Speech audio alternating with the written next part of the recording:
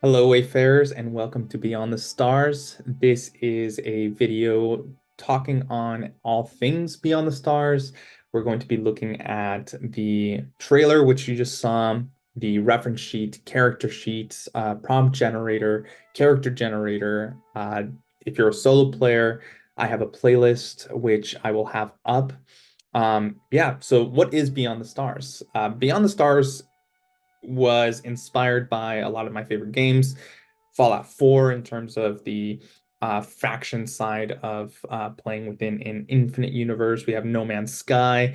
I wanted to build a game in which I could explore the galaxy as well as land on planets and just explore while delving into mysteries and adventure, all filled with this constant dread.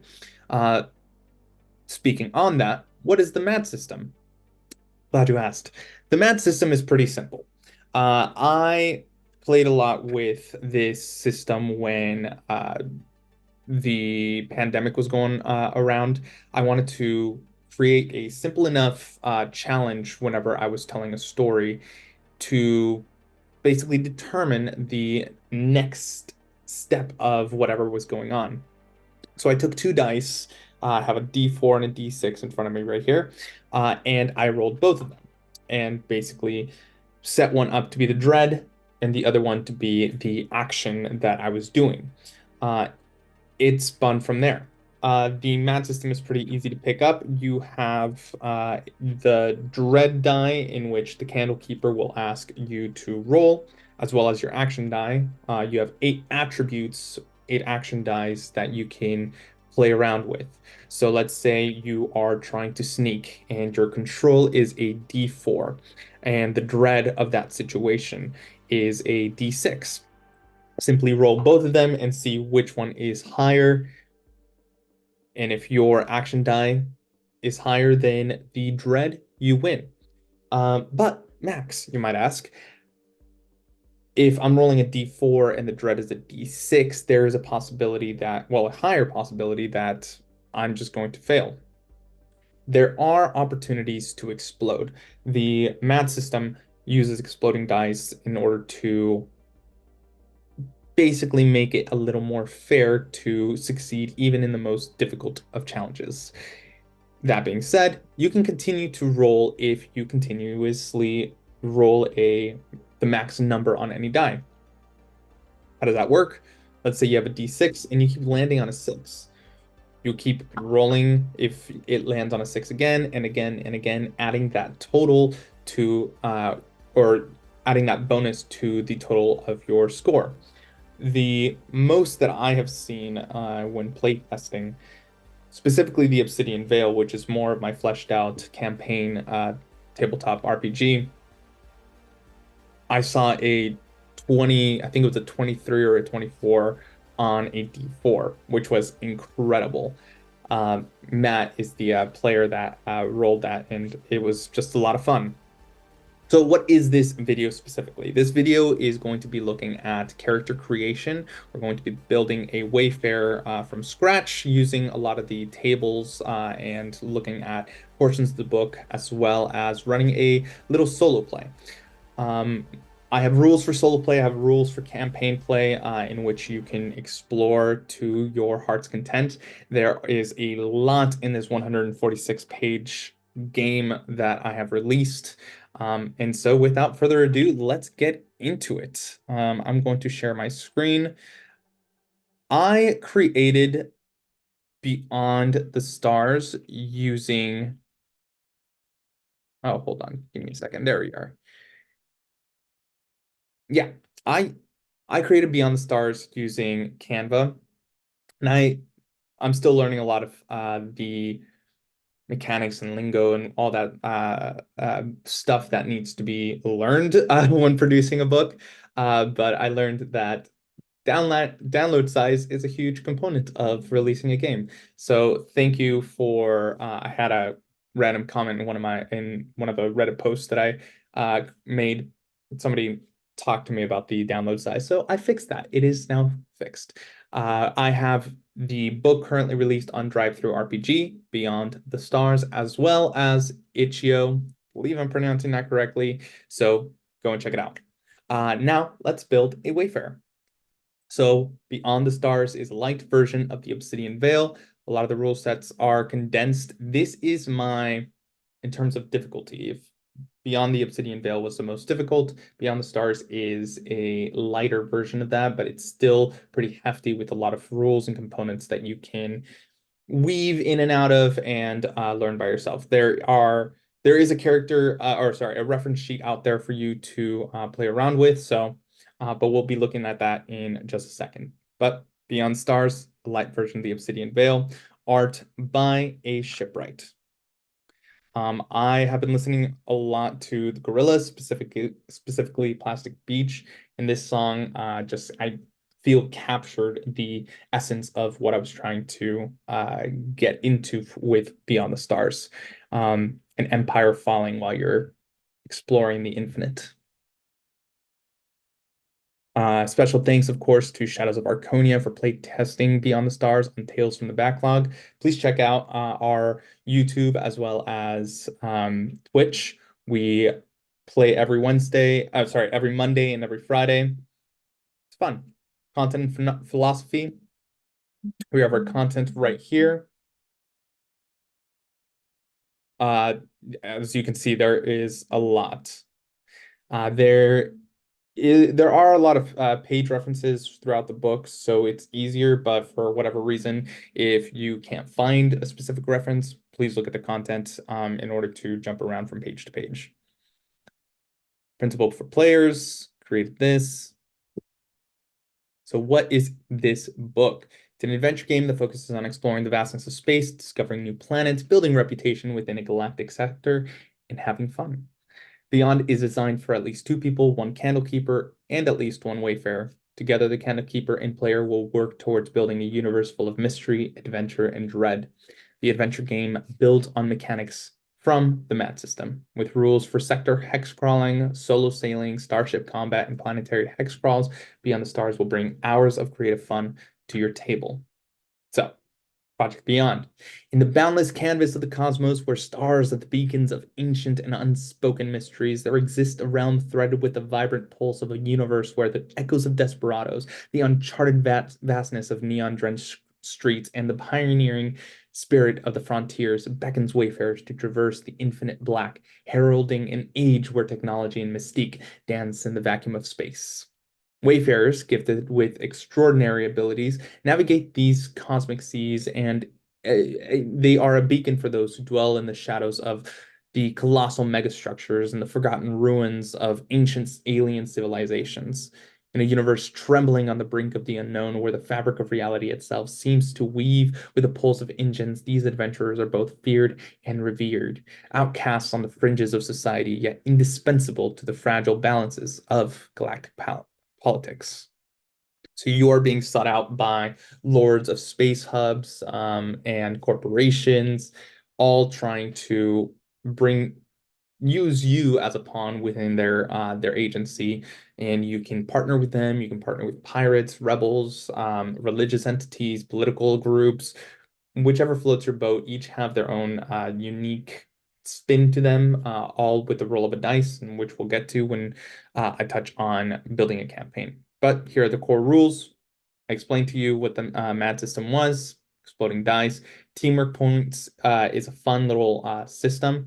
You won't find it anywhere on the character sheet per se, and that is intentional. You should have a D10 that marks every single one of your failed rolls. Failed rolls will grant teamwork points to a pool that a faction shares. These can be spent to boost a roll equal to the amount spent. So let's say, again, using D6, D4, D6 is going to be dread. I rolled a 6 on that. So 6, 7, 8, 9. Dread is a 9, and my action die, let's say I was striking it, this creature was a 1. So I obviously lost. I would have gained 1 teamwork point right there. But let's say I had 10 teamwork points. I choose to use up what is it? 8 in order to get 9 to meet and beat it. Let's say the creature had 1 health. Meet and beating it means that it is a success and it dies, because at least meeting it will always deal 1 point. You can also spend your teamwork points to push your luck. You can spend 2 teamwork points to re-roll a failed non-combat check. So, such as any like body saves, or let's say you're trying to push a boulder up a mountain and you're asked to roll a body power check for that, and you fail. You can re-roll a failed non-combat check. To do so, increase the dread die by a step. Let's say if it was D6, you'd increase it to a D8. And you roll your action die against the increased dread and hope to beat it. If it's a failure, you incur a negative condition. Negative conditions are seen below, right over here. If you succeed, you gain a positive condition. And we'll touch on conditions right here. But there are rule sets for radiation. Any time you are traveling in a radiated place, you will gain D100 rads. You roll that. You rolled an 86. That is terrible. And you look at that and check to see how much you have. So, like, let's say I had 86, I would have nausea, dizziness, and -2 to all my actions. You seek a doctor to reduce your rat infection to 0. Doctors can be found at space hubs. Vacuum exposure. A character who cannot breathe will fall unconscious immediately. A character exposed to the vacuum of space without a vac suit has 1 round before they fall unconscious. If they're not returned to a pressurized environment, an unconscious character will die in 4 rounds. Trauma. Trauma are lasting conditions that appear when a wayfarer has 20 accumulated stress. Trauma lasts until a doctor can heal you. If an action die is at a D4 and a condition and trauma reduces that die by a step, simply roll your adventure die as a disadvantage against your check. So adventure die always starts at a D4. You roll those and you take the lowest. Advantage, disadvantage rule sets from or at least the conversation of advantage and disadvantage. That slang is used in 5e, so a lot of people should be familiar with that. If you're not, very simple. Disadvantage, roll twice, take the lowest. Advantage, roll twice, take the highest. Now, what are conditions? Conditions last until the affected die is used in a check by a wayfarer. For example, let's say I had D4s in these 3. No. For the sake of this, I'll say D6 and my strike is D4. Let's say I was weakened. These 3 would be reduced by a step. And if we remember, D4 cannot be reduced by a step, so now I have disadvantage with that. So I am rolling these 3 with disadvantage, or I would have decreased their action die by a step because I am weakened. Once that condition is used up, these 3 return to their normal original die. So let's say in this scenario, we are once again pushing that boulder up a hill. And we were weakened for whatever reason because I tried to push my luck. I would have rolled my next body, strike or shoot at a reduced die. So I'm using body because I'm trying to push that boulder up the hill, rolling it again, and I failed again with my D4, a 2, and the dread F5. That is okay because now the weakened condition is no longer affecting me. And we bring up that die to its original value. Strike D4 stays the same because it was a D4 originally. But if I were to use the D4, I would have used my adventure die as disadvantage to that roll. We have a nice little table here to explain the different mechanics. So there are negative conditions, weakened, distracted, shaken, vulnerable, and positive conditions, bolstered, focused, empowered, protected. Each will decrease or increase your this pool of dice that you have by a step up or a step down. Trauma count, once again, are lasting conditions. So if you have points in trauma, let's say you have 6 points in trauma, all of your conditions will be negative. So all your die will be reduced by a step until you can heal up at a space hub with a doctor. How does combat work? While on your journey, you will undoubtedly be assaulted by terrible creatures, pirates zealously protecting treasure, and ancient guardians of left behind relics. So before a combat occurs, let's see where they're at. The space is pretty nebulous. You can use a bunch of different dice to mark down where anybody is, but in essence, the combat occurs in a zone, and there are four different spacings. Far, which is out of range. Nearby, which is for ranged. You would use your shoot die for any ranged actions, I suppose. For close, that's specifically for hacking and spells. Uses your adventure or control die. Engaged is mostly for melee, so strike. Of course, there are various unexpected actions that could occur. In these situations, players might attempt appropriate for the context, but may not make sense mechanically. For instance, what if I throw a bottle? Well, I need to be nearby. Not necessarily. You can say close, or if you are engaged, you can say, you're going to be striking while engaged. Roll your control die instead. So I have examples for that. If they are engaged to a target and wish to use their ranged weapon in melee, instead of using their shoot die, they might use their control die. You can also give them penalties. Penalties can look like having them roll their adventure die as disadvantage to the roll, or give them a negative penalty to the roll determined by the distance they are to the target they are fighting against. So if they are engaged, and a penalty to their shoot die might be a -2, because they would -2 going from close to nearby. So that's a -2 to their roll. There is cover. If you are lightly obscured, you get +1 to your defend die. Any rolls to your defend would have a +1. If you are fully obscured, you cannot be targeted. Pretty simple. A lot of these are, again, mechanically for playing when you don't have any like battle map or minis. That's okay. You can use tokens and whatnot to create your area or your zone, your combat zone. An encounter. When encountering an enemy, what are they doing? Roll a d8. Simple as that. Roll a d8 to determine what they're doing. I rolled a 3. They're fighting against another of its kind. This could either be a creature or another wayfarer or pirate or whatever it is that you're facing against.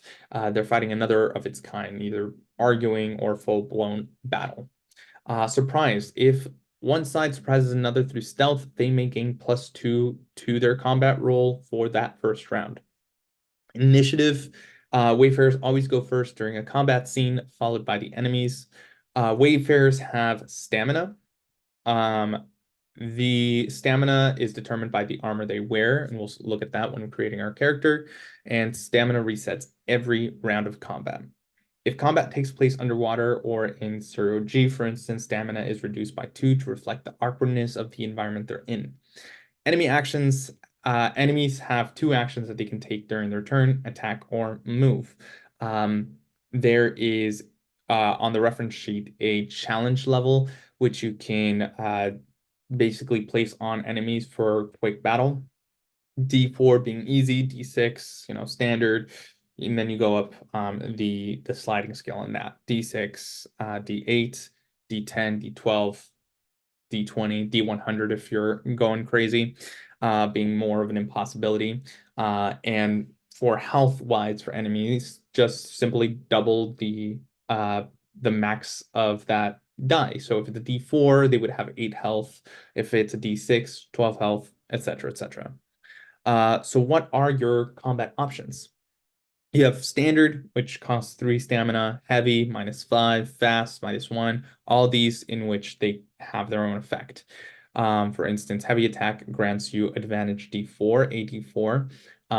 Anything that shows AD number is advantage with that die number. So again, roll twice with that AD4. If your advantage D4 explodes, keep exploding. Wonderful. Your advantage die succeeded, and so you take the higher number as the number which you're attacking against.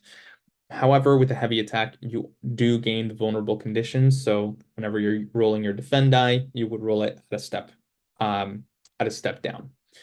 Uh, Fast attack, you have -2 to your attack rolls. Switch weapons in your readied item. Use retrieve item, again, readied item or an item on the floor. Stand help if knocked down. Combat stances, spells, hacking, and moving. Each movement takes 1 stamina. So engaged far is 3 stamina. Engaged, close, nearby, far. So from engaged, 1, 2, 3. Combat stances. Defensive costs -5 to activate on your turn. You have -4 to your attack, but +4 to your effect. There are several different maneuvers in which you can do. Stealth, for instance, explosives.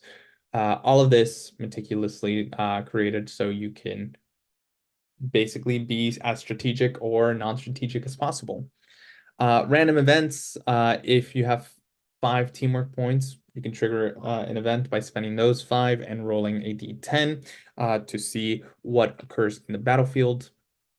Now, of course, there is stress. Now, previously with what was it? With the Obsidian Veil, I had stress. Oh, Obsidian Veil and the Beyond the Light, I had stress as both damage and health. I changed that up for this game. Health is now a term used for your HP, and then stress is something that will accumulate throughout the game. Um, Stress build-up affects a wayfarer's mental health.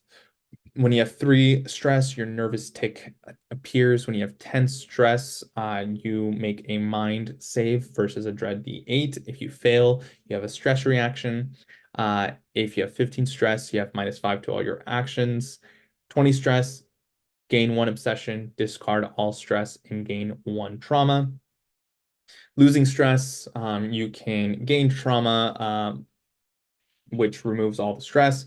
Working out, you do a body versus a dread D6, which reduces 5 stress once per day. That guy right there, in which you can do saying not saying it, mostly due to regulations and whatnot. Arriving at a destination, let's say you're traveling and you are for whatever reason during your travels, stress is building up. Landing on a planet will reduce that stress. Drugs, alcohol, 5. Meditating, sleep, -5. And entering a safe area removes all stress. Safe areas such as space hubs, merchant colonies, settlements, those sorts of things, galactic facilities if they're not in any danger. Gaining stress. The pressure of a journey will erode one's determination. The following is a list that details a time a wayfarer is guaranteed to earn stress. Or you can just roll a d10 whenever the scene calls for it or there is a feeling for it. So facing a danger or creature, +2 stress. Heated argument, +1. Being in darkness in a hostile or unknown environment, +1 per round. Not sleeping for 24 hours gains stress. Seeing an ally gain a trauma, +3. Gaining condition, etc., etc. Here are the stress reactions, which, if you recall, if you have 10 stress, you roll upon. If you're around others, you are reading this column. If you're alone, you're reading this column. Obsession, after 20 stress, you gain one obsession, which can be healed after 1 month spent at a space port, in which you are basically doing therapy. Obsession, minimalism is truest virtues in life. How you roleplay this is up to you. All of these are kind of nebulous in how they are acted on. So again, up to you on how you wish to revel in these obsessions. Recovery, long rest. When resting, roll your adventure die to recover the rolled amount in health.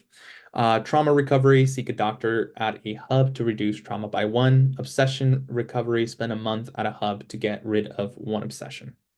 Terms to know. Step up, step down. I've been saying it a lot, but you move the original die to a die that is 1 step higher or lower. There's that sliding scale, D4, D6, D8, all the way to D20, D100 if you're going crazy. Attack rolls are strike, shoot rolls. Combat rolls can be anything from strike, shoot to defend rolls. Step up advantage or disadvantage is rolling the original die along with a die that is 1 step higher or lower and take the highest or lowest result. Advantage, disadvantage, roll 2 of the same dice and take the highest, lowest result.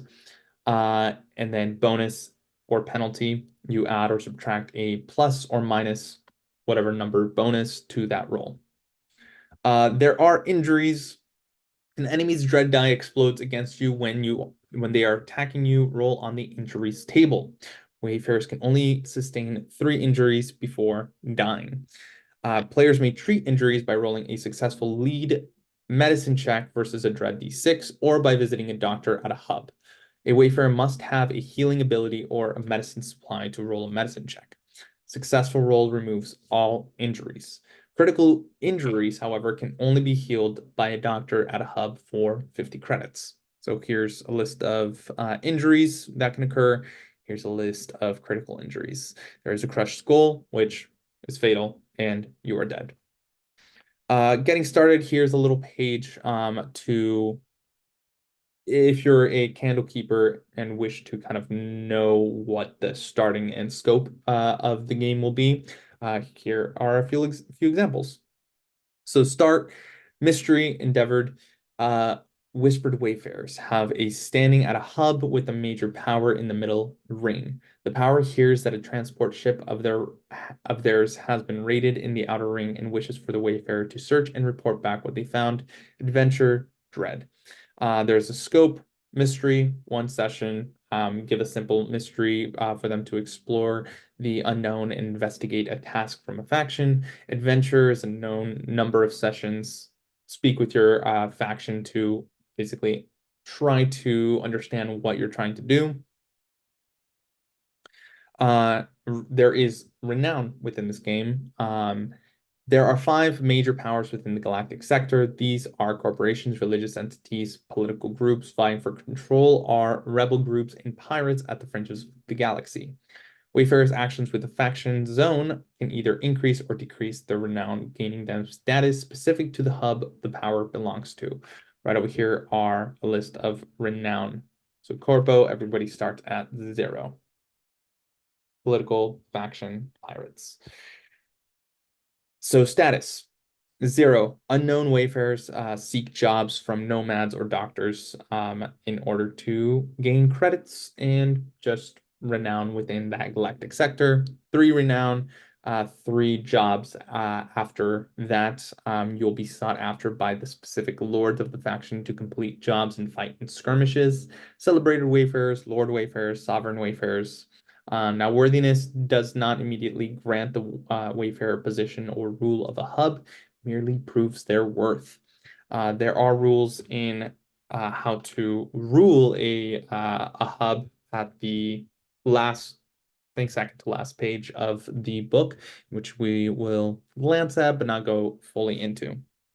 There is renowned by other means, public tool, tournament, if they bring news of a habitable planet, or if a skirmish is large enough to be remembered in history. Now, thing that I have promised all of you. Let us create a wayfarer.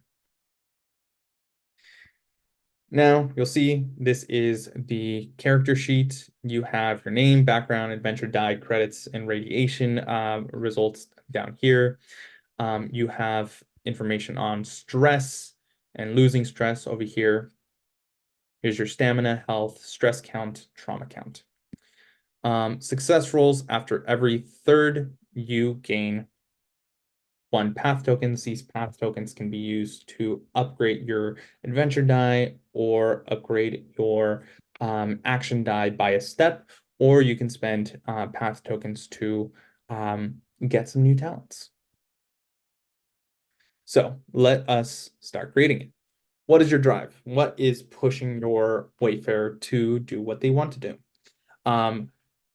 If you're playing a campaign, see page 129 to flesh your character out, but for the purposes of this video, we're just going to be following the pages for creating a Wayfarer as follows. So let's go. I have a bunch of dice in front of me, and we're just going to start rolling.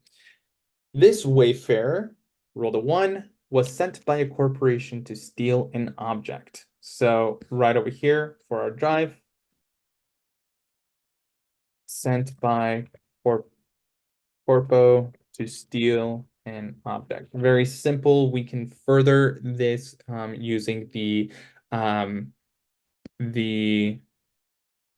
there's a system that I created down over here, which can basically help us expand on what this is, the oracle. We roll it 2d6s to determine some questions. These could either be yes or no questions or open-ended questions. So sent by a corpo to steal an object. Let's ask it a question. Do I know the location of where this object is? I rolled a 2 and a 1. So 2 and a 1. No suspicion.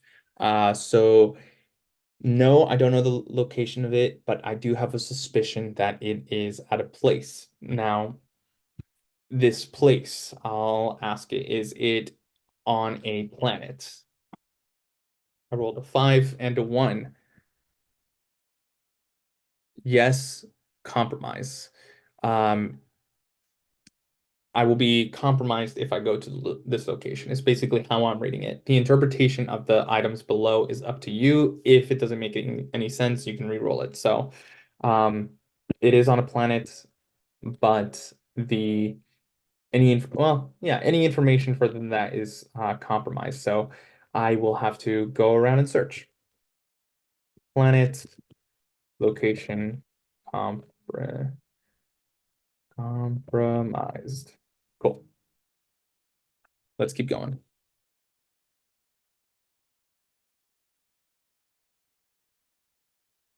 Now we just rolled our drive. Now let's roll for a random item. This costs 1 slot in our backpack. Wayfarers can carry 10 things. 1 in their weapon slot, 1 armor, 1 in their readied item, and then 7 in their backpack. So let's roll a d20. Roll the 4. Boots that leave no footprints. Might be well if there's any situation in which people are chasing after me. Now, mutations. All wayfarers have a mutation. These mutations are due to their specific nature in which they were born. People are born in one of 3 seasons. Could be winter, could be harvest, could be spring. These omens of birth have basically caused mutations. Is basically how I have envisioned mutations to be. Another reason could be nobody knows where the mutations came from. Another reason could be that these mutations began on the world that was when the atmosphere started to decay and people basically started to hide out in the biosphere dome. The radiation from the sun basically caused certain people to exhibit mutated selves. So let's roll on a mutation. I rolled a 6. I have rippling muscles. I have +3 to body power checks. Anything related to power, whether that be like strength rolls, I will have a +3 to those rolls. Now, nervous tick, this occurs after I have 3 stress. Rolled 17, swaying. So that is my nervous tick. Anytime I am nervous, I am swaying. Action dice. Now you can either roll this d6 to determine or choose one and start to place it. You can place any of your die anywhere that you'd like. I'm going to roll d6 for this. I rolled a 4, so we have the middle one. Now you can take any of those die numbers and place them anywhere you wish to basically determine your soul array or how strong and capable your Wayfarer is in any one of these actions, or you can just do what I'm about to do, which is strike d8, body d6, d6. I think everything is d6, but the last one, which is a d4, which is unfortunate because my defend is a d4. That means my health is 8. Health is always twice your defend die. So if your defend die, in our case, is a d4, our health is 8. When your defend die is permanently changed, so does your health. This is not affected by trauma or conditions. So if I have the vulnerable condition in which my defend die is reduced, let's say it's a D6, it's reduced to a D4, that does not affect my health. Only affects my health if my defend die is permanently changed. These permanent changes can occur through upgrading your defend die after purchasing it through by using path tokens. Now, adventure die always starts at D4. This is your luck die and can be used in a lot of different scenarios. The book lays out a couple, well, more than a couple, few scenarios in which you can use your adventure die, or your account keeper will ask you to roll your adventure die in certain situations. Now, stamina, Waver can only do so much each round. Stamina points are spent to take combat actions with different costs for different actions. Stamina fully regenerates at the beginning of each round. Players have stamina equal to the armor they wear. Injuries, there's only so much punishment the human body can take. Waivers can only sustain 3 injuries before dying. Now, talents, D100. This is our roll to see the uniqueness of our Wayfarer. So I have a D100 right here, which I rolled 25. Moves like the wind, +1 action during combat scenes.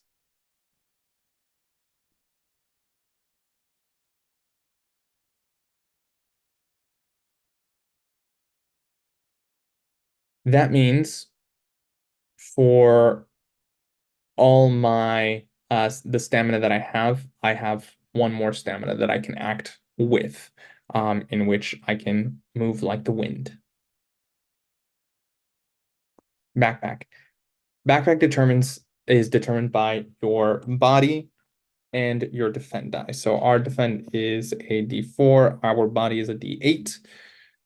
You roll both to determine what you have. The backpack will determine your weapons, armor, and item that you have. Item will ask you to roll your adventure die to or will be a bonus adventure die to your control, lead, body, spirit, or mind roll. And we're going to look at page 12.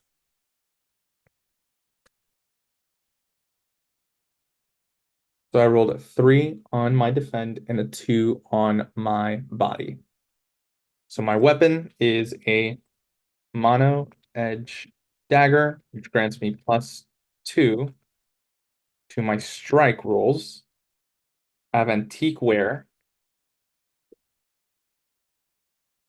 grants me advantage D4 to defend to my defend rolls, as well as 6 stamina. Remember, I have 7 due to my talent, so I will just do 7 out of 7. And I have 3 explosive charges, which deal my adventure die in damage. So again, weapons will grant you a +1, +2, +3, +4, depending on their type. So there's always simple, martial, exotic, or heavy. Armor is rolling your defend with advantage, and a ready item grants adventure die to your domain skill check. So that is our backpack. Now, age. Choose one or roll D100 as time passes, so does your age. Each hex traveled when you are traveling the cosmos is 1 week. Anytime you are jumping to a different location, each hex jumped costs 1 week. Oh, that is only for hyperdrives. If you're jumping to a hub, same thing, costs 1 week. So age, let's roll our D100.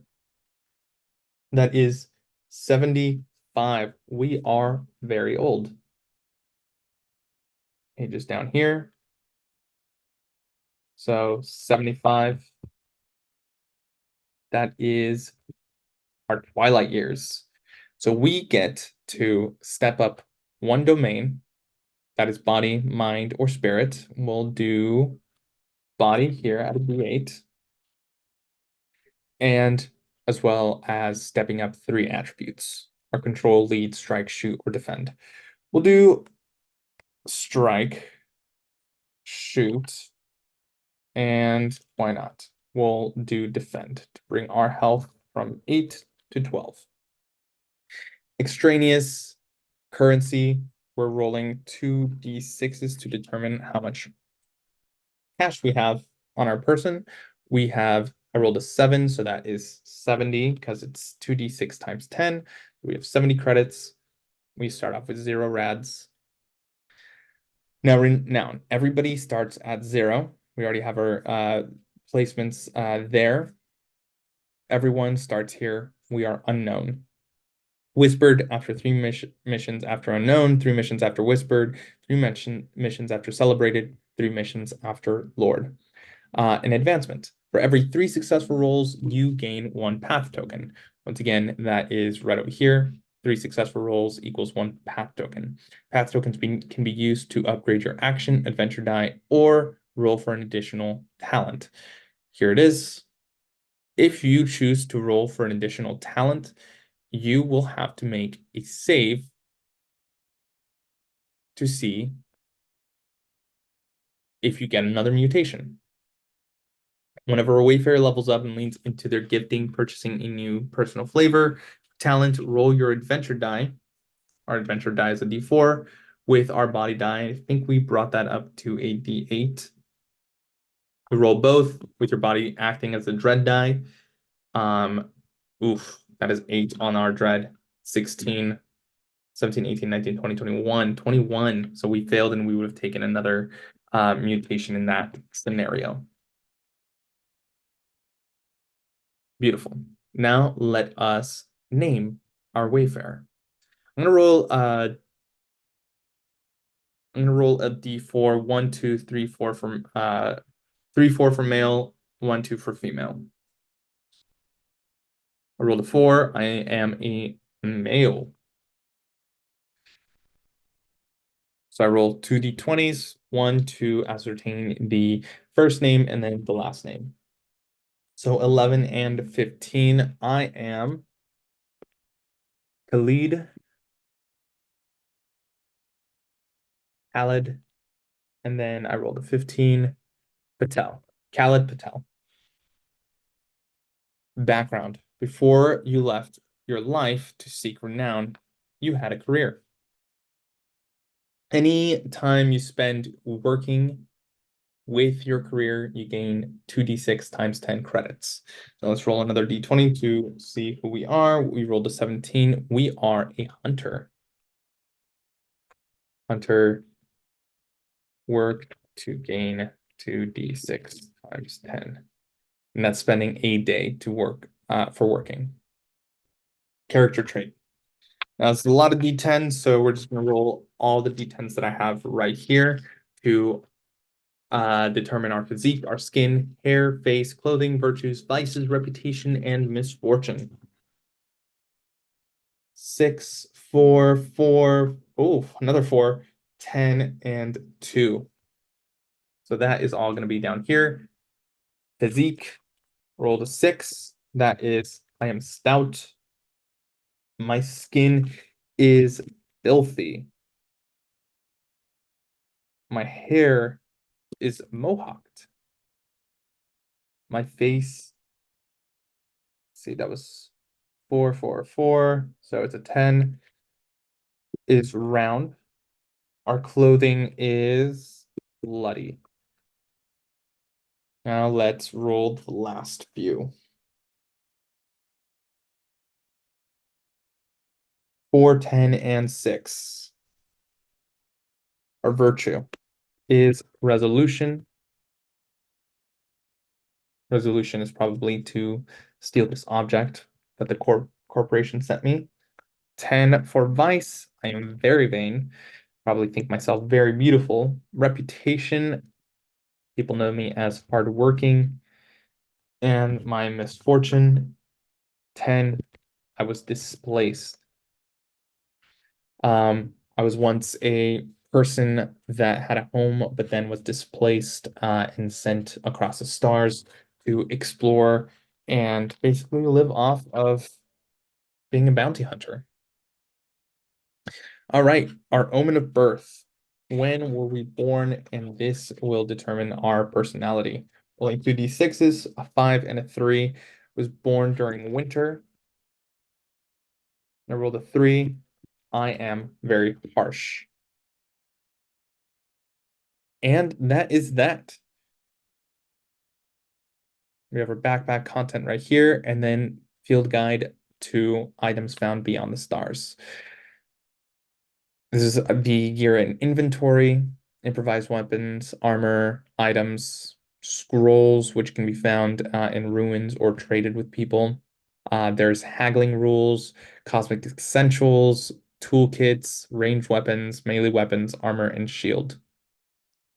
Now, where is it? Right over here. Forgot to add this. Wayfarers carry D6 rations, which decrease once per week or once per day, depending on the scene that we're in, as well as D6 oxygen pellets. Rolling, oh, got 2 and 2, so I have 2 rations right now and 2 oxygen pellets. Oxygen pellets basically start up and filter through your vac and rat suit and deplete once per scene when traveling on planets without breathable atmosphere. Each take up 1 slot in our backpack. So we have oxygen pellets and ration. There it is. Oxygen pellet and rations. Beautiful. Now, that is basically it in creating your Wayfarer. Something that I like to do is constantly put myself in debt, buying a starship, but I'll show you that in a second. There are rule sets for augmentations. You can have as many augmentations as your body divided by 2. So our body is 8, so we can have 4 augmentations that will go under talent. Space hubs have doctors who can work on augmentations. A player must have 5 path tokens and a renown +3 with that faction or power in order to install any augmentations. Augmentations are as such. You have the cost here. There is operating system, which I want to touch on specifically. Operating system is a virtual interface that links to the planet's satellite, allowing for hacking. Here's some weapon mods, but we'll touch on operating system here. So hacks are powerful abilities that make use of your Wayfarer's mind die to break into the enemy systems and damage them or disrupt them in some way. Wayfarers must purchase an operating system augmentation for 1,500 credits in order to conduct hacks. Operating systems work for targets that are linked to the current satellite system. Most targets will show up automatically. However, if they are hidden, a simple mind technology check against the target's dread will reveal their virtual interface. Casting a hack, how does this work? Well, you're going to be rolling two of the same dread die. Let's say the uh, creature that we're facing is within the interface and they have a dread d6. So I rolled two d6s,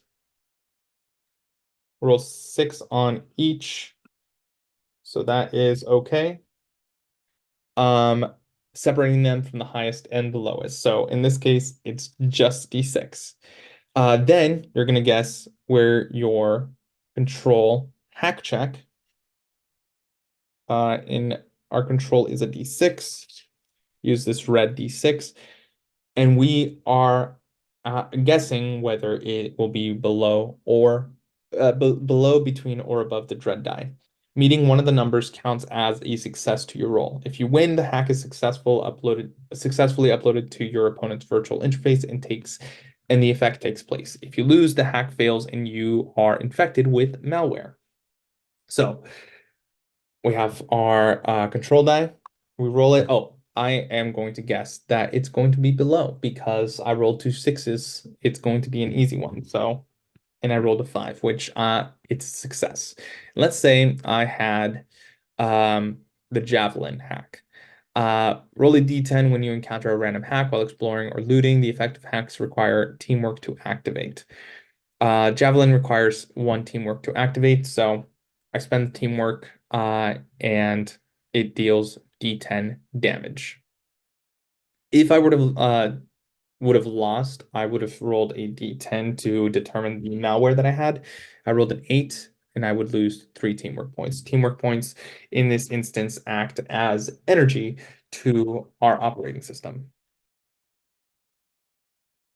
Hacks can be found in hack drives in the ruins of the old world or on bodies of others with operating systems. Roll d10 on the hack table to determine what hacks are found.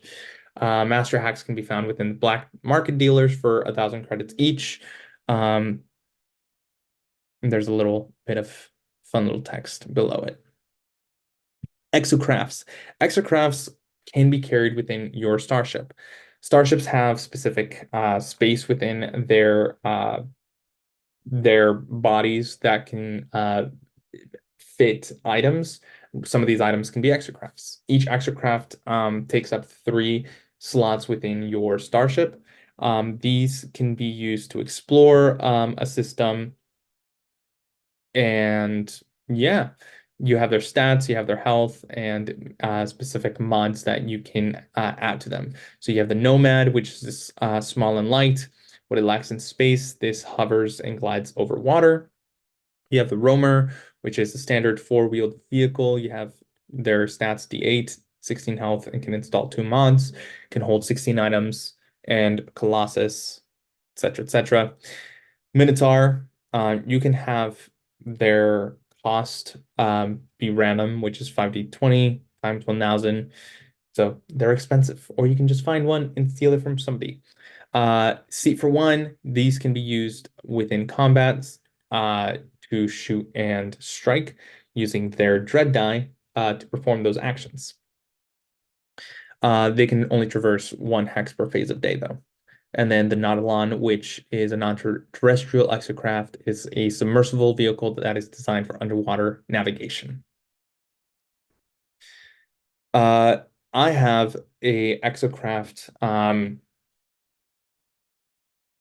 randomizer generator in order for you to randomize what it looks like. So what does their logo have? Rolled 12. That is a galactic whale on its side. Description, it magnetic levitation. It has no contact with the ground.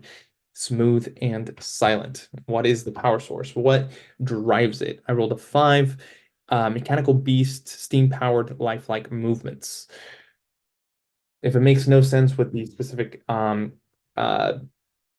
exocraft that you're riding, you can re-roll and determine it that way. Mods and vehicles. Outfitting an exocraft is expensive. Wayfarers can start with a medium terrestrial exocraft with a loan from a financer, which is 2d20 times 50 credits. Otherwise, exocrafts can be purchased at settlements and hubs for small, 1d20, it's medium, 2d20, large, 3d20. Your financer can be a traveling wayfarer within those hubs. Combat, when in chase, you're rolling your controlled drive check versus the dread. Defense and mod capacity, small. Again, these are more for like, let's say you're just creating them out of the blue. You can completely ignore the small, medium, large rule set, but this is something if for candle keepers or even if you're trying to be more creative in how these things are designed. Now, should transport an exocraft take more than half its health on a single hit, you roll a d6, lose d6 items from your storage, decrease the exocraft's dread die by a step, uh, or control save or be overturned. You can install mods. Here are the mods. Trade routes. When creating a campaign, you're going to be drawing a line that goes across each planet. Those are trade routes that can be followed within your starship. Any hex, you're going to be rolling twice, really. One on the trade routes and then one on the exploration rolls to determine what you find. Trade routes are great for safe routes, profitable routes, aggressive legal routes, trade obstacles, or to finding traveling wayfarers. Extra crafts and transport ships have one of these things in them, which you can roll. Trade routes, trade obstacles, trade goods. It is a very expansive book, is basically what I'm getting across. There are service NPCs, traveling wayfarers that you can meet, the Oracle system in which you can use to answer questions to further progress the story with simple yes, no questions like, is my character healthy right now? I rolled a 4-1, yes, but infested. So I'm healthy, but I'm a little infested, whatever that would mean.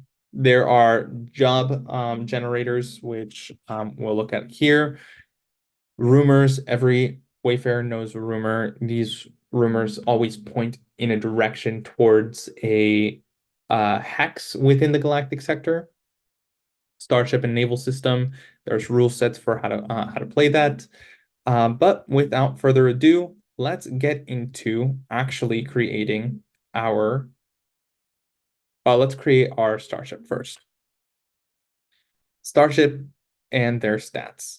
So I am going to be in debt. I'm going to start off with 2,500 in debt. Current task, pay off debt to who sold this to me. I'm going to roll a d20 here on NPC names. 11. Facile. Basil. However, we want to write that. So starships, I am on a skiff. Its shield is a D8. Or sorry, D4. I have 8 shields.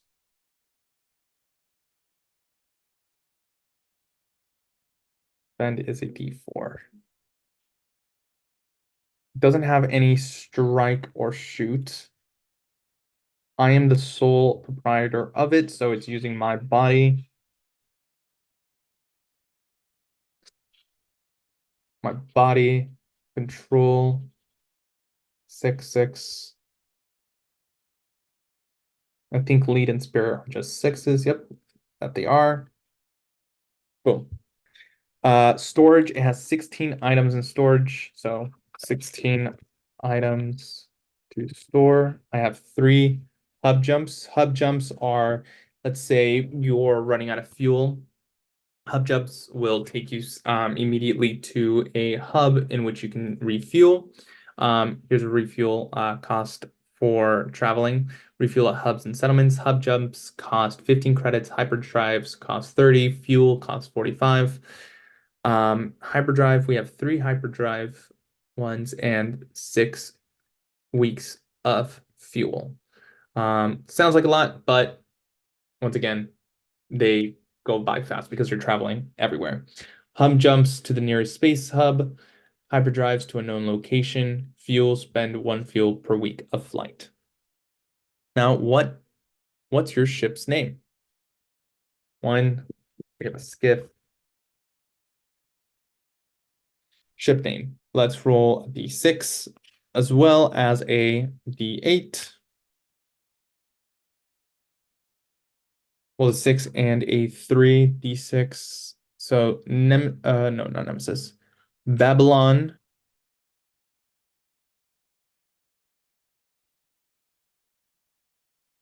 Babylon's Whisper.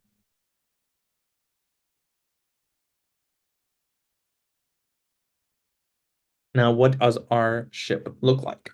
Roll that d20. Rolled a 13. It is angular with a prism like facade refracting in a spectrum of colors. Sounds pretty cool. We're not going to have any crew. I'm too poor for that. Here are the condensed rules for what you're seeing here. Basically, you're going to take up a role within your starship. Here's for upgrading it, upgrading domain attributes and domain cost. So from a D4 to a D6 is 500 credits, plus 5 tokens, D6 to a D8, etc., etc. Wayfarer rolls. Captain, you're going to be rolling your lead in spirit. So here's rules for lead, here's rules for spirit. Gunner, engineer, navigator. Combat actions, stamina. Ship has as much stamina as the wayfarers have. I believe it was 8. I have 7 stamina. Diverting power. A ship's stats are always balanced. However, a crew can decide to divert power either to their gunner, engineer, or navigator, increasing their action die by a step for that round, while the other groups' action die are decreased by a step for that same round. Here are the attributes, their cost, hull, your defend 0, cannons 2, blasters 2, helm 1, crew 1. Domains, you can repair, navigate, motivate, and then boarding another starship's rule set.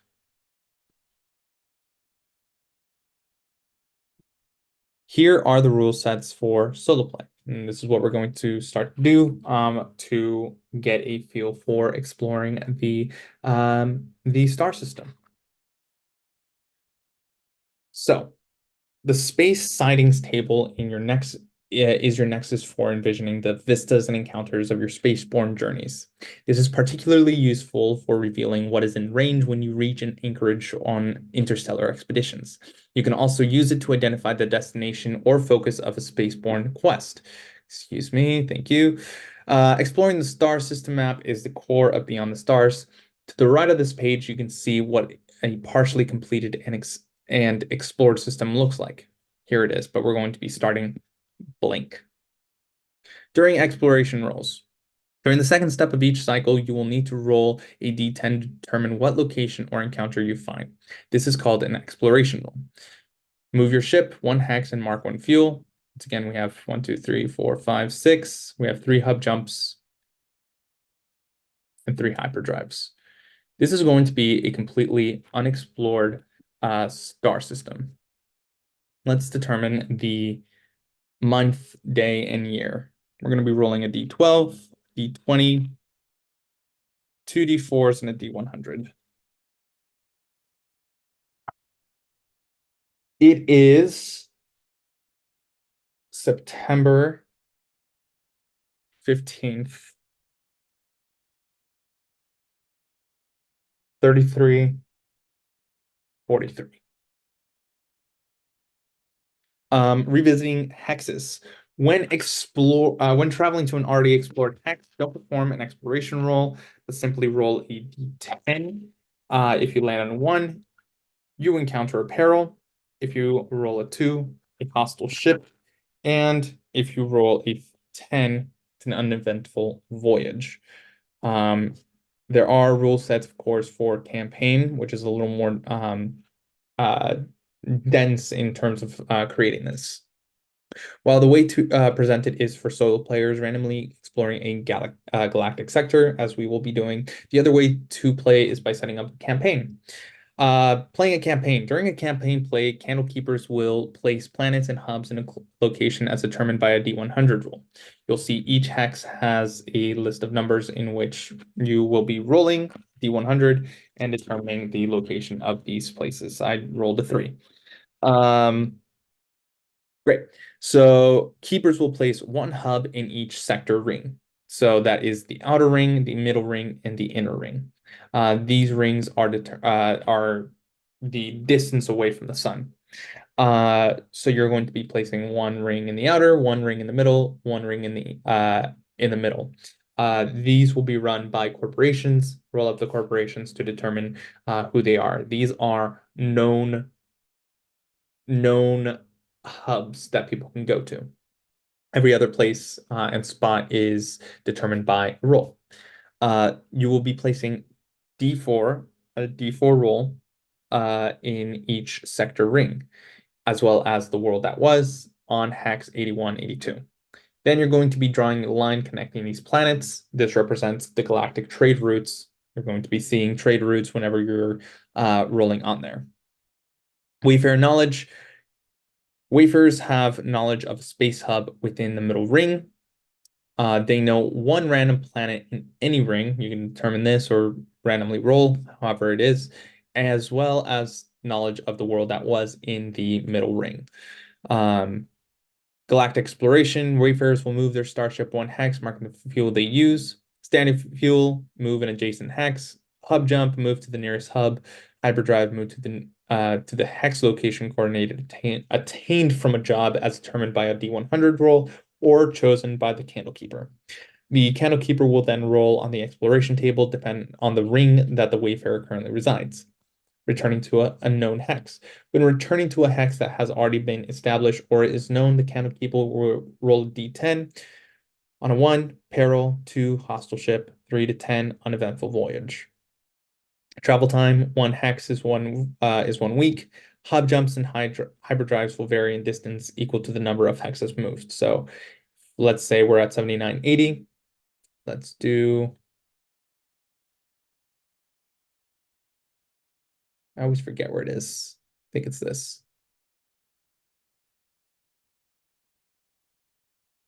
Maybe it's this. Yeah, there it is.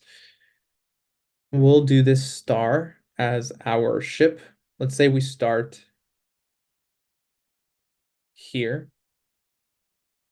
We move to a random location. We'll roll a D100 here. That is 85.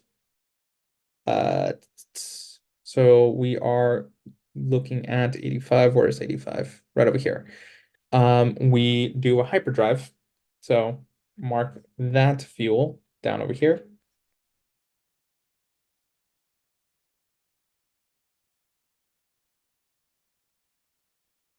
And move to 85. Basically like that. So we moved 1, 2, 3 weeks. System analysis. Your starship has a system analysis that can present information about nearby hexes on a successful mind technology check versus a Dread D8. These can show a wayfarer nearby items on a hex grid, allowing them a glimpse of what's around them on their sensors.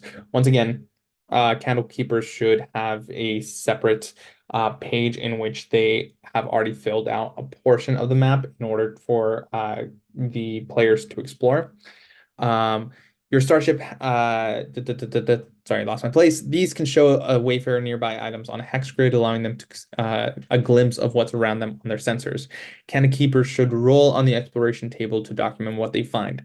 So let's say they are on the outer ring, and you roll a d6, and you rolled a 1, peril.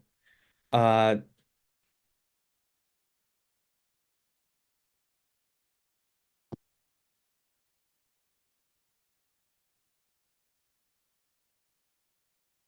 Fascinating. I didn't write that, but you can go off on the color right there.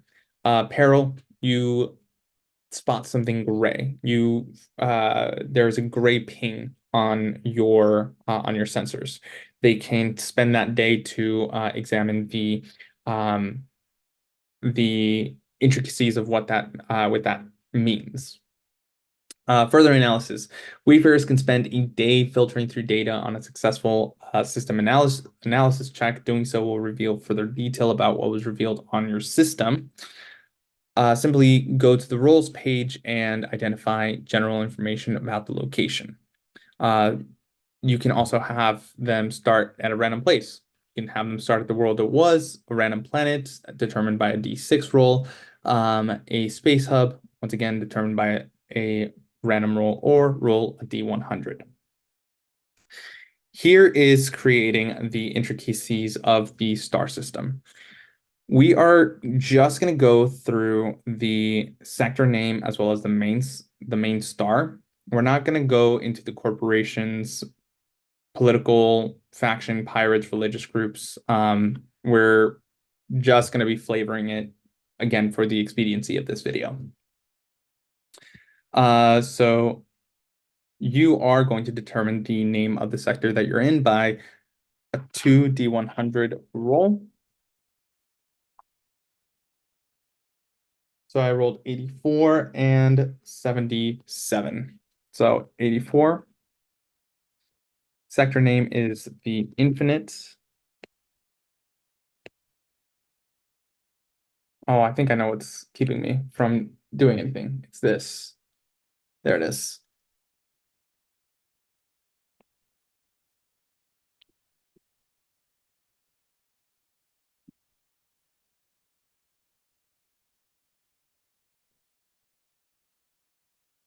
Oh no, have I lost the ability?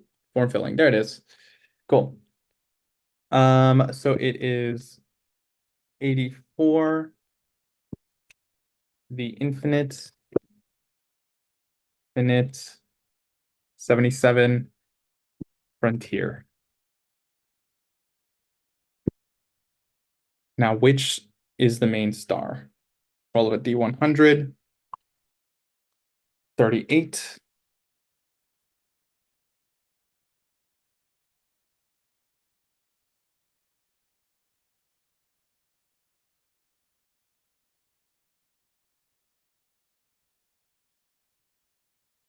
Once again, I'm not entirely sure what's going on.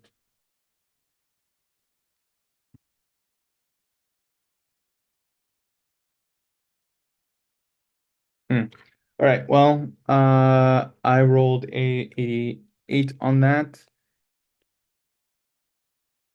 So a blue hole allows nothing to escape, not even light. It's pretty frightening for a star.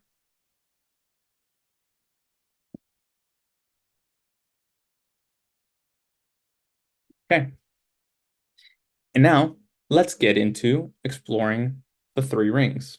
Let's do a D100 roll to determine where we're at. I'm going to mark these down using pen and paper here. Okay, so we are currently at 92, right over here. Once again, we will be rolling a d10 on the ring encounter table, depending on which ring we're at. For revisiting hexes, we will be rolling a d10. Because we are solo playing, it's only going to be applicable for a 1, 2, or 10, not 3 to 10, as is a campaign specific thing. But this is where the solo play comes in. Each section of the book has a sentence or a event descriptor in which you are basically reading through in order to fully create the immersion that you're looking for. So for cosmic weather, at the start of every hex, you can identify the cosmic weather to expand on the flavor of your journey. This portion should be read. Here's an example. Cosmic conditions are marked by weather environment, the cosmic conditions, wind intensity through phenomena of color, hues. Additionally, while traveling, one can observe a wonder. So these are a D10 roll. So we have 1, 2, 3, 4, 5, 6. 3, 5, 6, rolling all of them.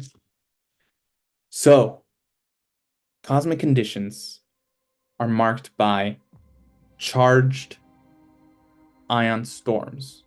The cosmic winds are silent through cosmic strains of rose hue. Additionally, while traveling, one can observe meteors that stop when getting near your ship. We are currently at 92. We're going to be dropping 1 fuel.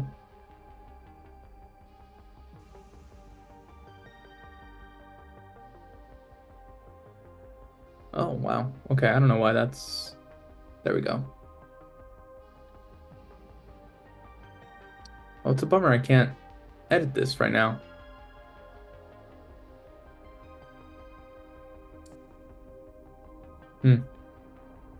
Oh well. We have 6 fuel. That's okay. 1, 2, 3, 4, 5, 6. We're going from 91 to, let's say, 93. Let's say our drive to steal an object. The planet location was compromised. We're going to seek a space hub. I am going to... Yeah, I'm going to do a system analysis to see if there is a space hub around me. So I'm going to do my mind, which is a D6, against, I believe it was a D8. System analysis. Yeah, against a D8. Roll of a night. Oh, wow, that die went flying. 5, 5. That is a success. So right now, at 92, I am going to see what is around a 93, 79.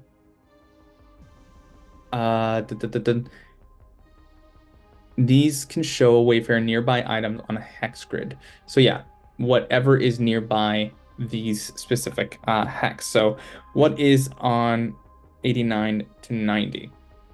I am currently in the middle ring, so we are rolling for the middle ring, D10.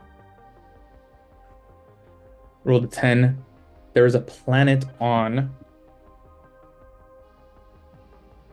There's a planet on 90. I know that much, but I'm looking at a space hub specifically, so we can go and identify more about this object that we're trying to steal. 79, 80, that is within the inner ring, so we're rolling specifically for the inner ring, and you'll see the rolls right here. So the inner ring, I rolled a 7, which is a space hub. So we are going to 79 and 80 to go to that space hub. Now I'm going to roll to see if the place that I'm going to has any information. So I'm going to spend the day communicating with some people on my comms, and I will ask basically if they know if there is anyone there that can help me regarding my specific request to find a object. Or actually, I'm going to ask in another question. The question I'm going to ask is whether this corporation if this space hub was the corporation that sent me. So rolling 2d6, 4, 4. Yes, but there's a complication. I cannot return, is the complication that I'm going to state. But actually, let's look at that. 4, 4. Yes, but chaotic. Oh, yes, but it was chaotic in the way that it was presented to me, which does not help. So, yes, it was the place that sent me. I don't think they can help me out, which is unfortunate. So this is the place that I went to. Um, let's see, what is 93, 94? Let's roll that d10. I rolled a 1, and that is in the middle ring, so it is a mystery. Now, mystery can be anything. I am kind of determined to go towards that mystery, but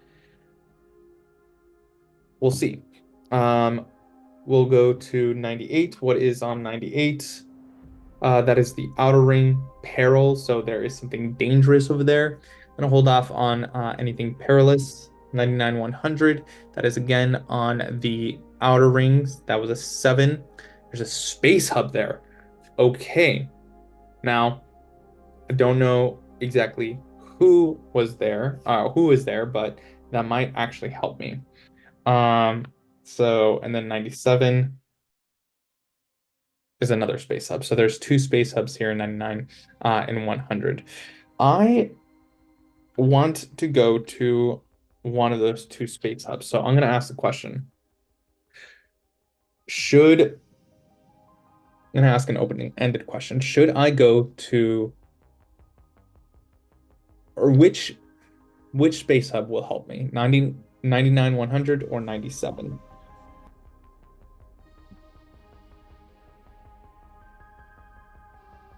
Uh, no negative answer. Let's check that out.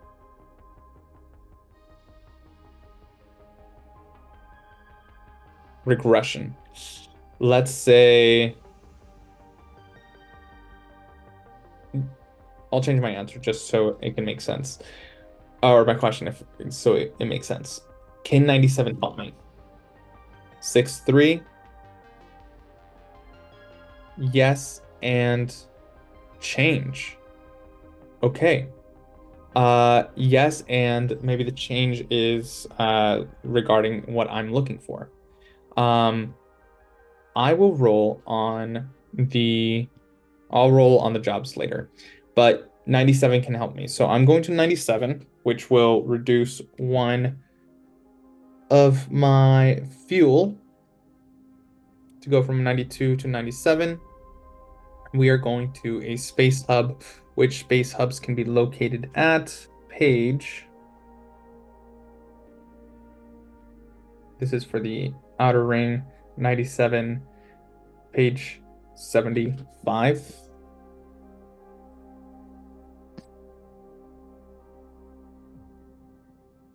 Settlements. Now, arriving at a settlement, the headquarters are where the leadership of the space hub operates. Roll a d10 when entering a new hub to find out what major faction or power rules it. Let's roll d10. Rolled a 9. It is a political group specifically that rules this, but I did find out that this place can help me out. If you have no active quests within with a ruling faction or major power and a positive factor, which is 0 or higher, you can receive a new mission every time you stop at the hub. Roll on missions table to determine your objective, and roll in the quest rewards once it's completed, paying off your bounty. If you have negative favor, we don't. You can pay 50 credits per negative point to reset it to 0. We're fine. Refugees beyond the stars. Here's a little snippet on that. The hangar. Starship's docking ports are located at the bottom of the hub. This is known as a hangar. Your starship shields are fully restored every time you enter a hub. Our shields are fine currently. You can purchase, redesign, and upgrade your starship at the hub. You can refuel. Here's a refueling. We're fine. We just lost 1 fuel, and I don't have the current coin credits to fully fuel it up, so I'm going to ignore that. Wire docks are surgeons specialized in augmentation technology. Every space hub is equipped with a wire dock module where you can heal your injuries and fix your cyber tech after adventuring. Your health is fully restored every time you enter a hub. We're fine.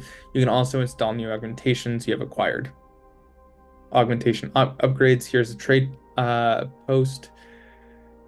I should probably buy some stuff. I'll hold off. No, if it's located on the planet, then I should probably buy uh some specific things. But let's outfit this space hub. So, as the particles of your warp end, you see, let's roll these 2d8s. You see pen 8 2 Pem Winter. That is the name of this space hub. Or I guess space hub Pem. Uh it is a roll a d6 here. 6. It is an asteroid bar. Cool. With 2 modules. Or I can, I guess, roll it with, yeah, 2 modules. I rolled a 6 there. This is supposed to say engine. Let's roll that d10. Yeah. It is a asteroid bar flying on industrial generators manned by 1d100, manned by 71. So that is 710 crew. And what are the crew? The crew are quantum engineers. What is the atmosphere here? It's an asteroid bar, so it's filled with miners and adventurers sharing tales over drinks. Stuff to know. These tables help to expand on what the space hub looks like when you land. General information, you land at a docking bay. Labyrinth metal shantytown, hundreds of flickering work lights and hang from big chains in the ceiling. Water drips everywhere. On the floors are big letters and numbers that once showed directions. It is here that you can trade rented cabin for 2d6 times 10 credits in case we want to sleep and refuel your starship. Depending on the starship type determines the number of explorable modules. When rolling on these tables, consider the sentence. Module description, random event, current topic. Each module has a traveling wayfarer, page 27, willing to trade, offer rumors, and present missions for the faction which the station operates under. So we already determined that this is a political group.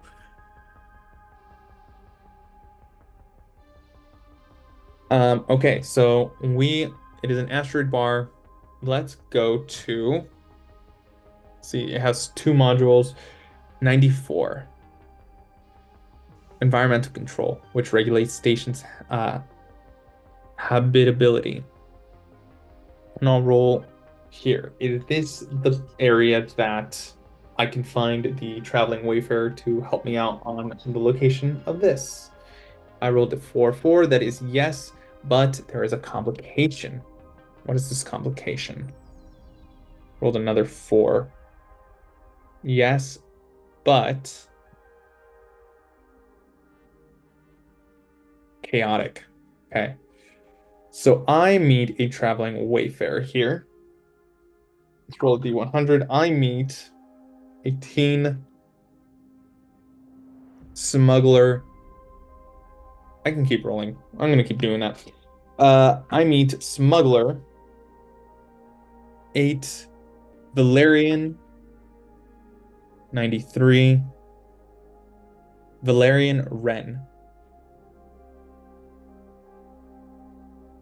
They are 13 hunting ghostly echoes in the canyons, recording their lamentations. Their drive is fear. Okay. So it is a chaotic meeting in which they do tell me where the location of the of where I'm going is.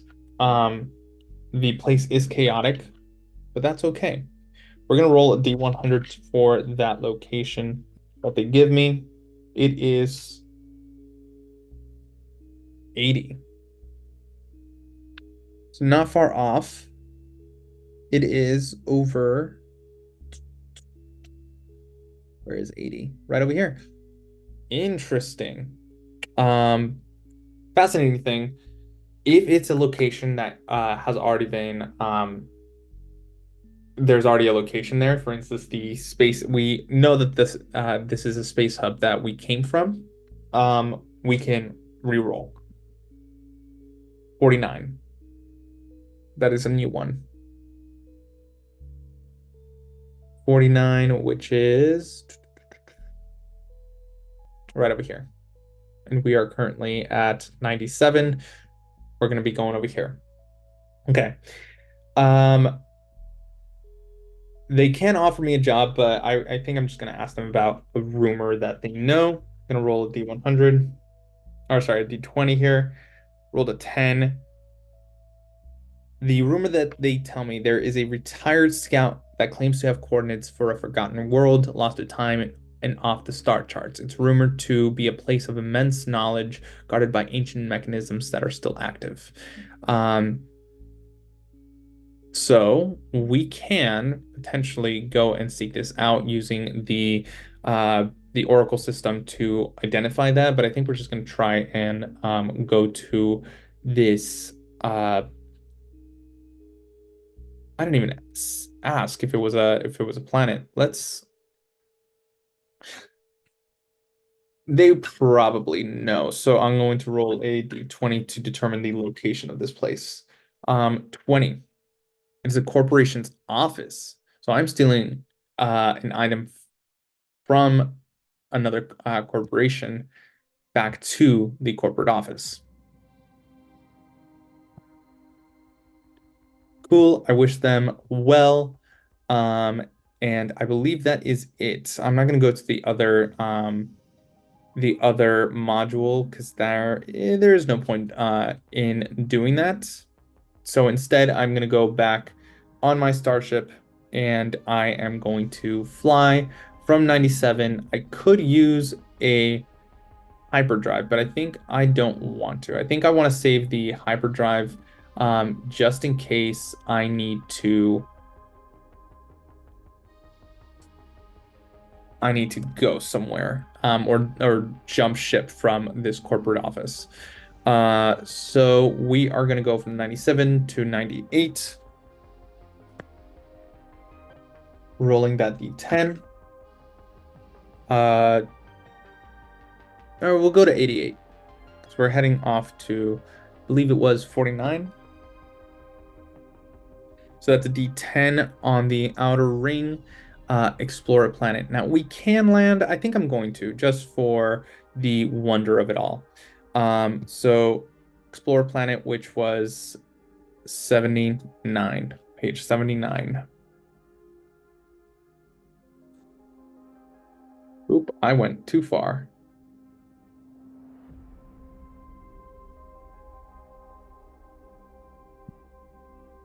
Okay. Explore a planet. Now I could do a successful mind, which was a D6. Mind versus D8 to ascertain the general information. That is meet and beat.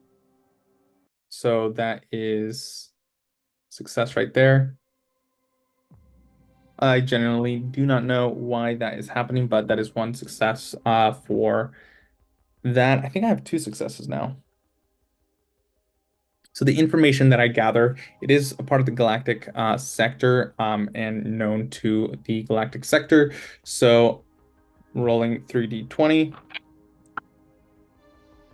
I find JS, oh, 214. That actually helps.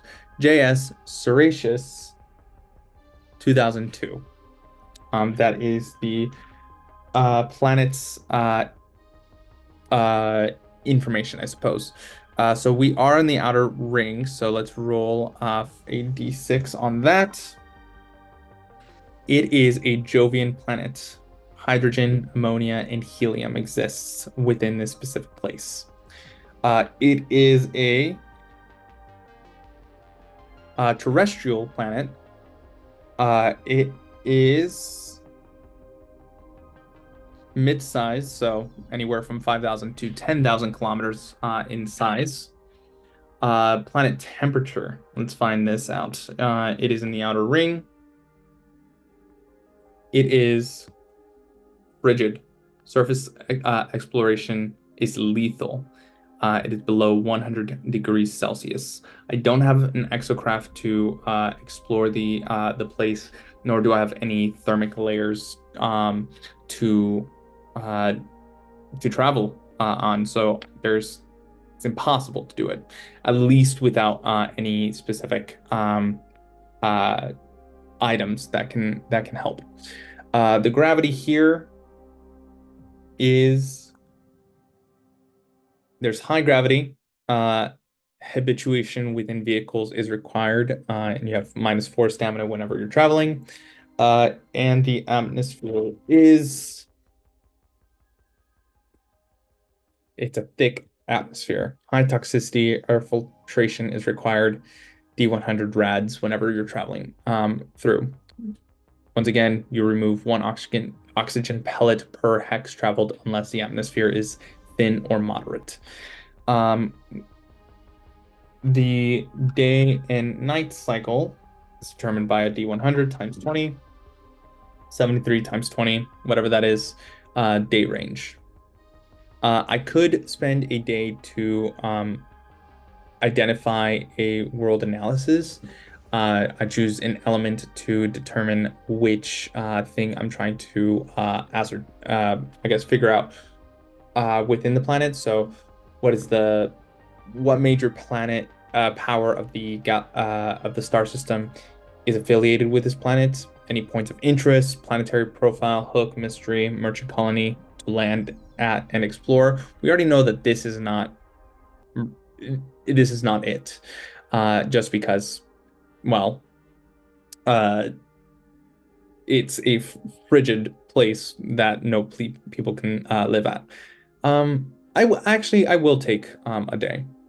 This, by the way, should be ticking upward per hex traveled. At the end of every single month, there is a random event that happens within the galactic sector, which again at the at a die roll notice. So yeah, I'm gonna do, why not? I'm gonna do a mind check, which is a D6 versus a D20 to see if I can ascertain all 6 points, elements of the planet. Ooh, that is a 15 on the D20 and a 5 on my mind. So I get 1 teamwork points to use throughout the game, or to use whenever I want.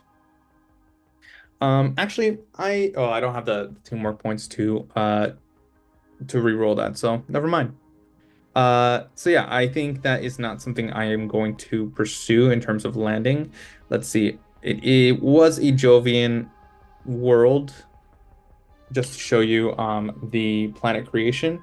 Is this a single biome planet? I rolled a 4, so no. It has 1 biome. So yes, it is a single biome planet.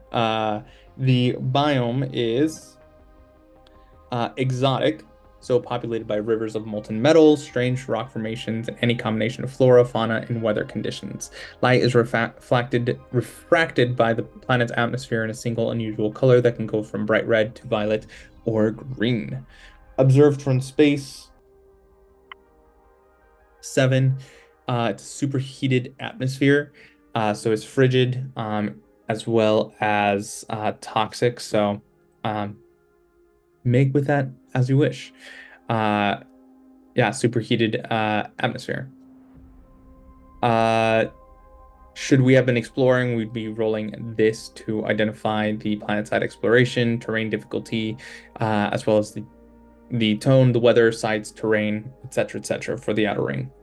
But that is that. We're going to be traveling now to 49.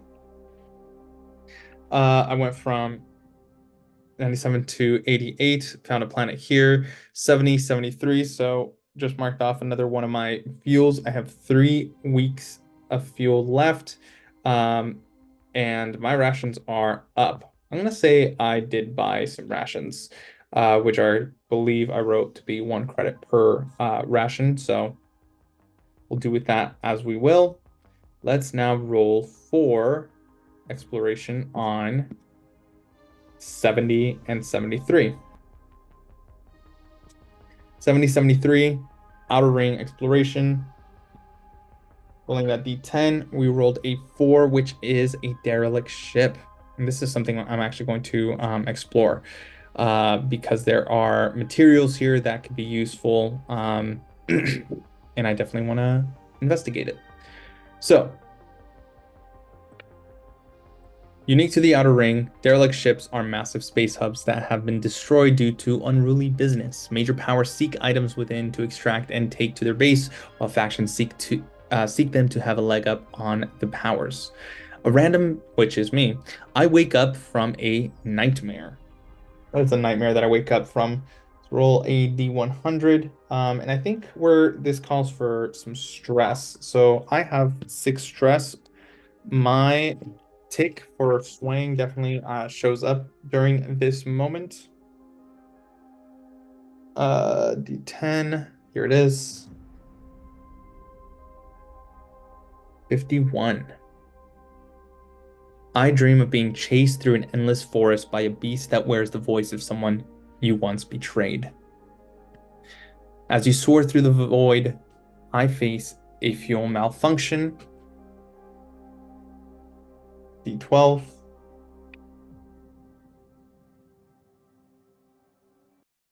A large aquarium in the mess is filled with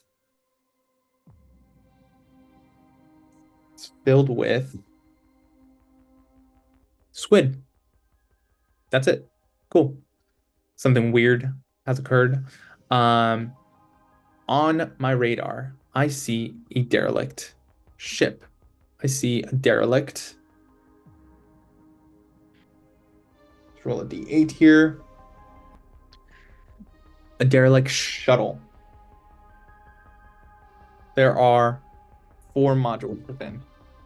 Writing this down, 4 modules. There is an area for you to write all of this down. These notes, for whatever reason, aren't writing anything, so that is an issue with specifically what I think I did to create that little marker, which kept me from editing this, but it is what it is. So there are 4 modules within this specific, I think it was a shuttle that I found. Yeah, shuttle. Okay. Should you board, which we do, you quickly find out that the ship was destroyed by what is the cause of ruination? What is the ship's name?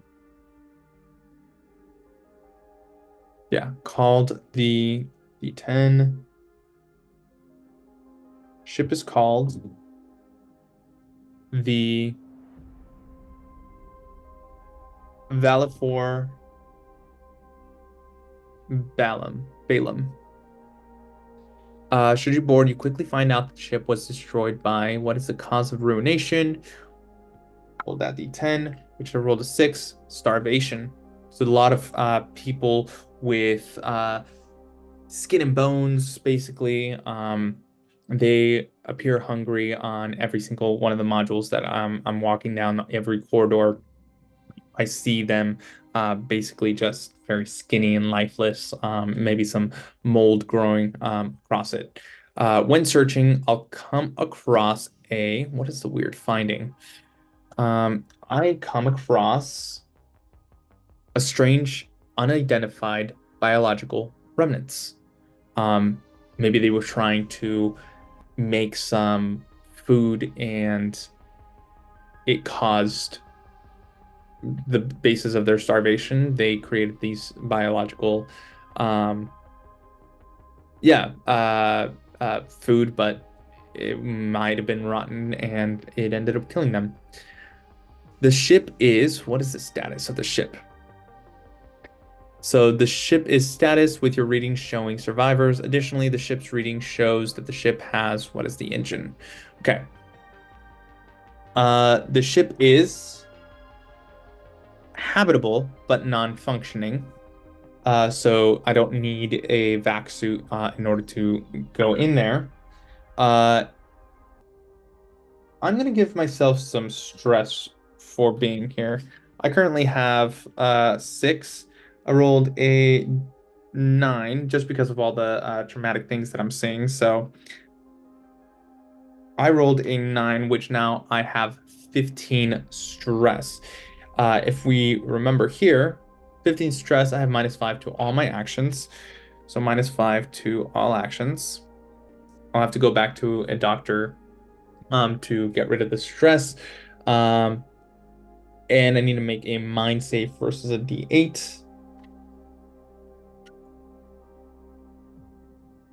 Okay, both of them exploded. 6 and an 8.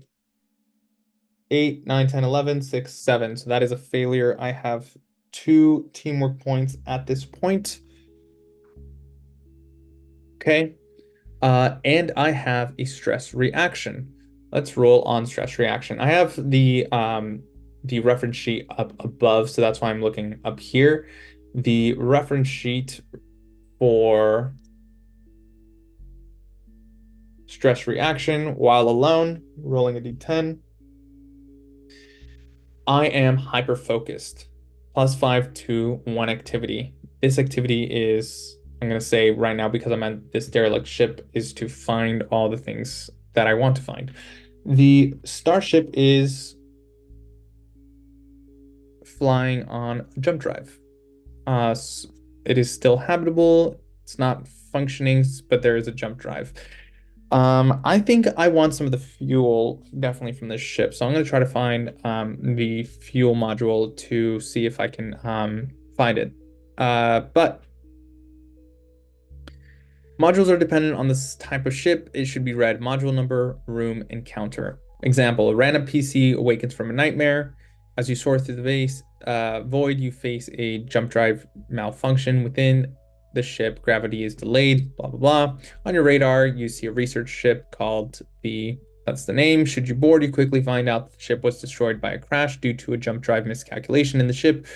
Has a fruit basket with a greeting card and inexplicably addressed to the crew. Ship is habitable, functioning with the ship's rating showing no survivors. Additionally, the ship's rating shows that the ship has an unstable core. Module 1. So that's where we're traveling to module 1. Uh, Once again, there are 4 modules. So module 1, rolling a D100. 50. You're trapped in a room with walls slowly closing in. You know you'll be crushed, but you can't. Oh, I'm sorry. This is from a nightmare.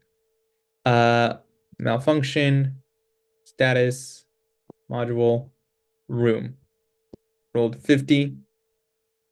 So we're in the engine room, and it's rigged to explode in 10 minutes, which I think will destroy me. So I'm going to attempt uh to remove thing set to explode in the 10 minutes, which at this point I'll probably enter a round of combat, which every action that I do within this is 1 round, so 1 minute. I am oh D10 minutes. Okay, so yeah, I rolled the 10. So every action is going to be one thing. I am going to attempt to disarm it. Let's see what my action is. +1 to combat scene. I have rippling muscles. I'm going to try and tear it in half. I have 3 explosives also.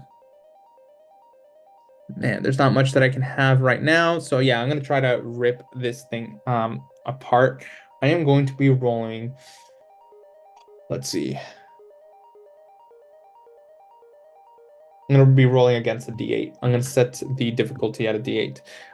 But this is going to be with my body. I'm going to do a body power check. So that's going to be against a D8. A D8 against a D8. Because it grants me +3 to my body power checks. I didn't even... White is going to be mine. this blue one is going to be the dread. 7 to 6. I tear this shit apart, breaking it. So the engine will not be ready to explode anymore. So that's good. So that was the first module that I went to. Uh, so module number then that was the room. So now what do I encounter within here?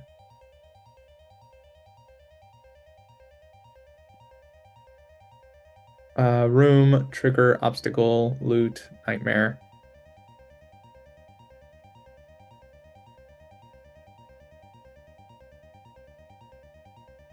Oh, you know what this is?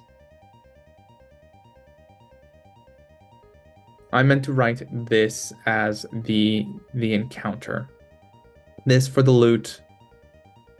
Trigger obstacle for yeah, for this. So yeah, what do I encounter? Rolling the 10 here. That was cocked. 7. I encounter 2d10 crawlers. Oh, and that was successful. So that was my third successful roll. I have 1 path token right now. Um, I I encounter oh damn, that's a lot. 8, 9, 10, 11, 12, 13, 14, 15. 15 crawlers. Shredding, eating each other.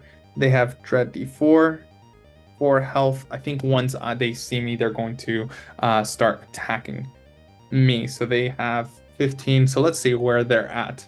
Gonna roll on the combat scene, setting up combat distance. They are currently nearby, so they're in ranged position of me.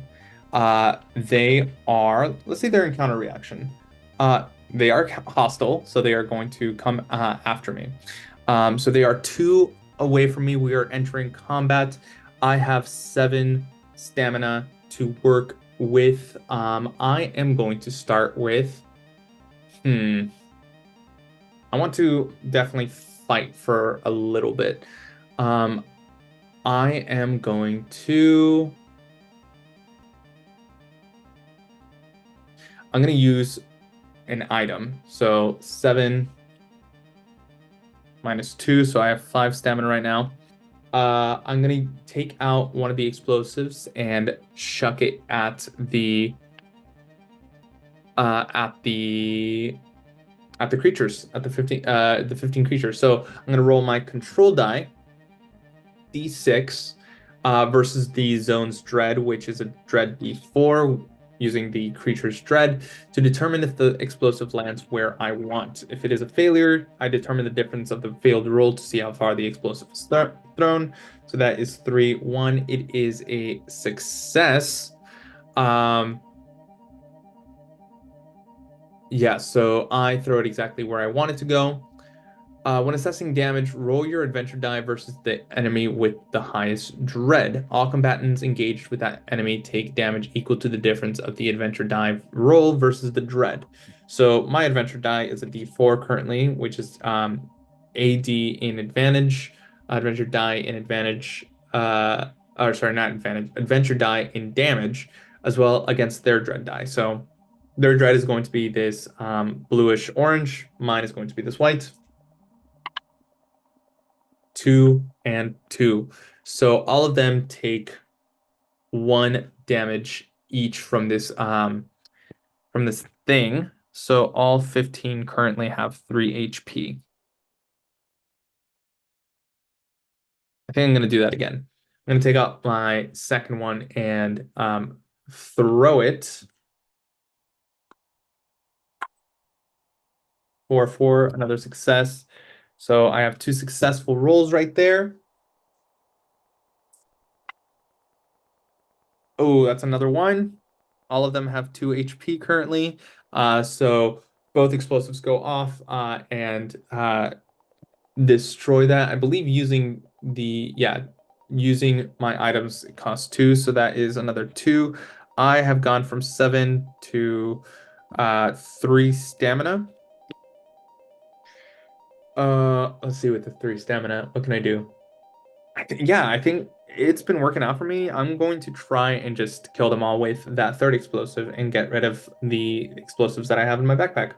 So rolling to see if I succeed. 4 to 3, so that does succeed. 3, 3. Okay. So that's not what I wanted. All of them have 1 HP. Which sucks. Okay, so that was two. So I'm left with 1 stamina, and I think I'm gonna go from, let's see, they were nearby. I'm gonna go too far. So I'm gonna start to run in the opposite direction. So I am currently far away from them. Each one of them are were nearby. I'm now far. So for them to get from where they're at to me, they're basically just starting to crawl all along the corridor, chasing after me. The blaring of the engine lights from the room across from me, flaring as I'm running towards it, back towards my ship. They only have 2 actions during this time. They yeah, they're going to close the distance, go from engaged to close to, or from far to nearby to close. That was 2, nearby to close. Yeah, so they are 1 spacing away from me. They are currently close. It is my turn again. I am going to go into, yeah, I'm going to go to defensive stance. So I'm going to go from 7 to 7, 5, yeah, to 2 stamina. So I currently have +4 to my defend. And I am going to, let's see, what can I do? Uh, Here's what I'm gonna do. I am going to ask the Oracle system whether there is anything around me that I can use my strength to tear and basically create a barrier around me, or if there is a door hatch or latch that I can start to close. That is a 6 and a 5, which is a positive yes and a bonus. So let's go to that. Or I'll just create it on the fly.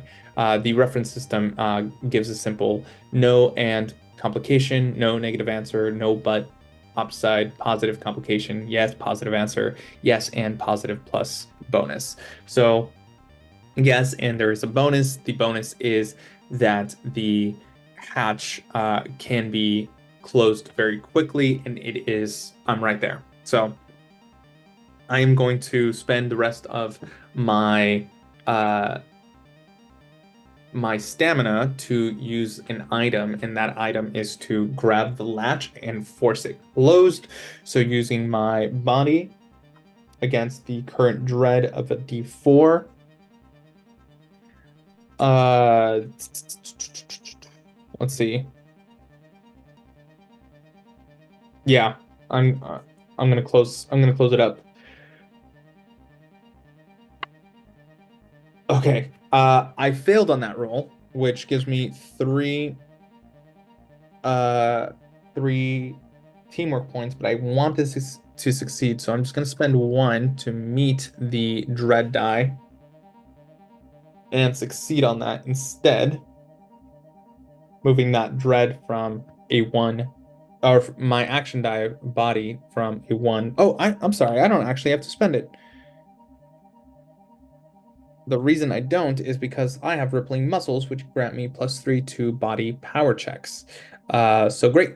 That closes up, and the critters are just stuck on the wall trying to get in. Uh, will it hold them? The answer on the oracle is no, but I am close to my ship, and I think I'm just gonna get in and fly off. Uh, and that's basically all of the uh Beyond the Stars is creating these types of scenarios and exploring the galaxy and creating and writing down what each location has. So we know that 7073 is a derelict ship. So if ever I want to go back to it and explore it in full, I can definitely do that. I know that there's a destination here in 4749 that I can go and attempt to find this object that the corporation back at nine, I think it was 7980, uh, that they want me to steal. Um, there are corporations around here, all of which are trying to gain control and basically, do some nefarious things. You can always, if you're tired of exploring the galactic sector, is go to the world that was. It's the planet from whence we came, which is more of a cyberpunk world. Neon ads always up and flaring about. There's 9 zones to the world that was: ports, Neon City, the outskirts, industrial sector, residential, undercity, etc., etc. Each with their own tables for random events and gangs and corporations that uh, rule over that space. There are skirmishes, each with their own event sentence that you can read off of. There are merchant colonies. Again, this is solo play as well as campaign play in order to bring in others uh, to play with you. Um, there is also a possibility for you to rule a sector in which it changes the game's nature from you exploring and instead having to manage challenges and uh, crises that occur within your specific hub. All due to the to who you allied yourself with. Now, as I mentioned, there is a sorry, I'm gonna share the screen again. There is a Beyond the Stars playlist. This playlist is when exploring the infinite universe in Beyond the Stars. Here are all the songs, 46 songs for the 46 pages that belong within Beyond the Stars. And of course, as I mentioned, here is the reference sheet. Everything from action dice to adventuring, path tokens, teamwork points, radiation, vacuum exposure, trauma conditions. Here are those tables. Um, Combat scenes, setting up combat options, all the maneuvers that you can take, random events if you want to spend those teamwork points for that. Stress that can occur. I had 15. If I had gotten to 20, I would have gained 1 obsession. I would have discarded all the stress and gained 1 trauma. Losing the stress, gaining stress, recovery, terms to know, stress, injuries, renown, augmentations, weapon mods, critical injuries, operating system, and this is kind of the thing that I was referring back to, which was a no and questions for yes or no. Uh, Gear, if you just want a quick little gear creation. The third one is for exocrafts, what they look like, who your financer is, creating ones on a fly, starship, reduced, condensed in order for you to quickly roll on it. The 3 rings, exploration, trade routes, NPCs, service NPCs. This is a dense game, that is for sure. But there's a lot here. The rule system is simplistic enough for you to quickly pick up and roll dice. It will require every single one of your dice from a D4 to a D100. Wayfarers, explore, journey through the unknown, journey through the infinite. Thank you for watching. I hope you enjoyed this video. Uh, like, subscribe, all the fun things that belong to a YouTube video and a YouTube channel. And have fun with Beyond the Stars. It's good to see you. Bye.